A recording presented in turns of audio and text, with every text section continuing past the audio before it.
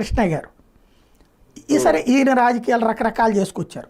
ఆయన ఆనాడు రాజకీయాలకు అతీతంగా వ్యవహరించిన వ్యక్తి సర్దార్ గౌతులచ్చన్ గారు, కాంగ్రెస్ నాయకుడు ఆయన. యాక్చువల్గా చెప్పాలంటే సర్దార్ గౌతులచ్చన్ గారు కాంగ్రెస్ నాయకుడు ఆయన. ఆ రోజుల్లో అందరూ కూడా ప్రధానం కాంగ్రెస్ నుంచి వచ్చినటువంటి వాళ్ళే కదా, కులాల వారీగా కానీ ఇవన్నీ కూడా. అలాంటి వ్యక్తి ఆయన విగ్రహావిష్కరణకు వెళ్ళాడు జోగి రమేష్. పిలిచింది అందరినీ పిలిచారు వాళ్ళు. గౌతు శిరీష గెస్టు, అట్లాగే పార్థసారథి గెస్టు, ఇటు జోగి రమేష్ గెస్టు. ఆ స్టేజీ మీద అతను మాట్లాడాడు. ఒకటి, జోగి రమేష్ అక్కడ తన పార్టీ లాయల్టీ ప్రకటించాడు, లేదా రాజశేఖర్ రెడ్డి కుటుంబం పట్ల లాయల్టీ ప్రకటించాడు.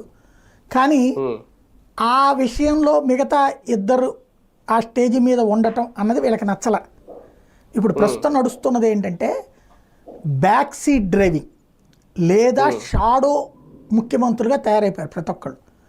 ఇవాళ చంద్రబాబు గారు ఏం చేయాలో పత్రికలు డిసైడ్ చేస్తాయి, లోకేష్ గారు ఏం చేయాలో సోషల్ మీడియా యాక్టివిస్టులు డిసైడ్ చేస్తారు. మీకు అంతెందుకు సార్, మీకు గుర్తుంటే ఎన్నికలకు ముందు గుంటూరు సెంటర్లో చిల్లీస్ రెస్టారెంట్ దగ్గర వంగవీటి రంగా గారి విగ్రహం పెట్టినప్పుడు వైసీపీ నేతలు అందులో వస్తే దానికి వంగవీటి రాధా హాజరయ్యాడు వచ్చి. అప్పుడు కూడా మొత్తం ఆయన వైసీపీలోకి ప్రచారం కూడా గట్టిగా జరిగింది. కాకపోతే ఇక్కడలాగా